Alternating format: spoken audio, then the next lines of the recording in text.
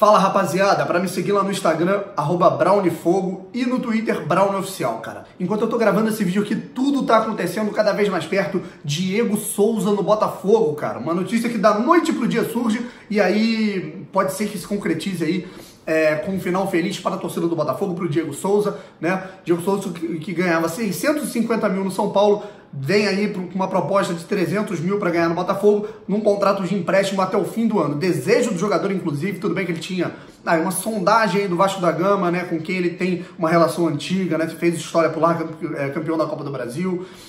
Tem uma história bonita também com o esporte, mas o desejo do jogador é voltar para o Rio de Janeiro. E nesse momento não chegou nenhuma coisa concreta do Vasco, mas do Botafogo chegou. E agora a gente vai falar sobre isso, não só sobre essa negociação, mas sobre a minha opinião do que eu acho sobre a situação de momento, pessoal, de que Diego Souza e o Botafogo já teriam se acertado. Aí faltaria o quê? A liberação do São Paulo, né? Aí vai depender de uma negociação do que o São Paulo vá concordar com esse acordo provisório de empréstimo entre Diego Souza e Botafogo ou não. Mas aí, conforme as informações forem rodando, as coisas forem acontecendo, eu vou atualizando vocês aqui com novos vídeos. O primeiro que eu tenho a dizer é que eu sou suspeito pra falar. Assim, qualquer coisa que eu diga, se eu der uma exagerada, vocês me desculpem, porque eu, como botafoguense, eu sou fã do Diego Souza desde moleque, desde criança, por mais que ele tenha sido revelado num rival que era o Fluminense, por mais que ele tenha jogado nos nossos 3 rivais, inclusive aí, se ele chegar no Botafogo, é o nono...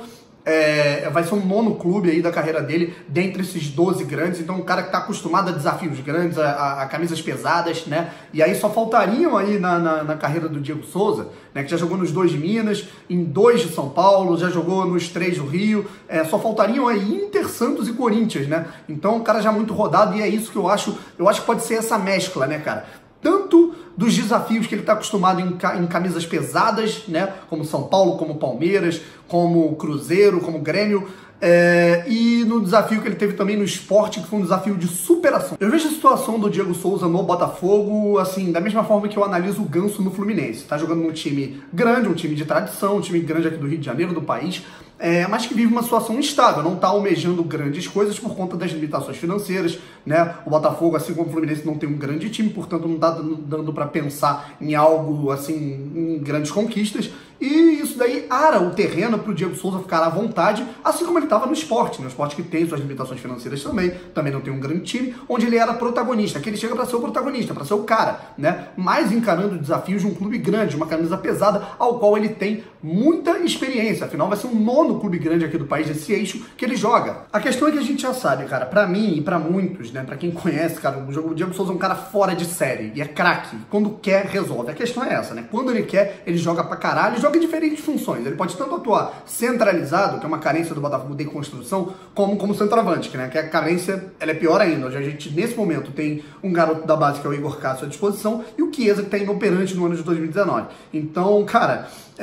eu acho que não tem nem que pensar 2 vezes. Inclusive o Tite, quando começou a convocá-lo para a seleção brasileira, começou a convocá-lo como centroavante, por isso que ele foi se adaptando e ultimamente ele tem jogado nessa função. Inclusive já vem o meu recado aí, para quem fala, cara, Diego Souza, ex-jogador em atividade, pô, vocês estão de sacanagem, né, cara? O cara tava jogando bem até a decaída do São Paulo no ano passado, vinha fazendo gols, né? E vale lembrar que há um ano atrás, exatamente um ano atrás, o cara tava brigando simplesmente por vaga em Copa do Mundo, né, cara? Então...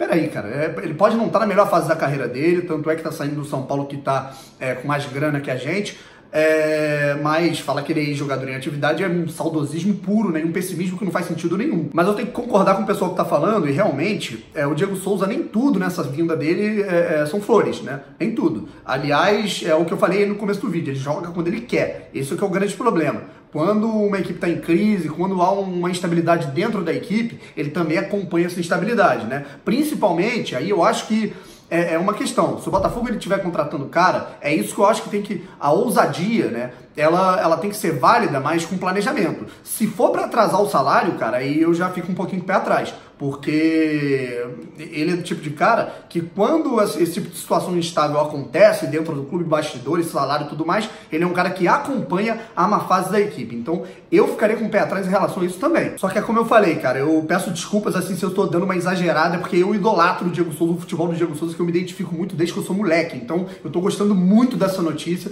eu tô me amarrando nessa situação do Diego Souza poder chegar aqui no clube que eu torço, né, e vestir a camisa do clube que eu torço numa situação em que a gente precisa de um protagonista. E precisando de um protagonista, É desse tipo de coisa que eu falo que o Botafogo tem que ousar, que a gente reclama tanto aqui. Quando a gente reclama pra caralho, mas quando há um ponto que eu particularmente acho certo, a gente tem que elogiar. É esse tipo de ousadia que tem que acontecer. Pegar um cara para ser protagonista, resolver e encorpar o nosso elenco, como a gente já tem aí o Eric, inclusive, uma dobradinha aí de jogadores que para mim podem até se completar dentro de campo. É muito, mas muito interessante. Portanto, pessoal, fiquem ligados aqui nos próximos vídeos, se inscrevam no canal, deixe seu comentário, a sua opinião, o seu like, e para acompanhar mais informações detalhadas em primeira mão, @browniefogo e também o @seleção alvinegra no Instagram e no Twitter, Brownie Oficial e Sele Alvinegra. Valeu? Obrigado, tamo junto.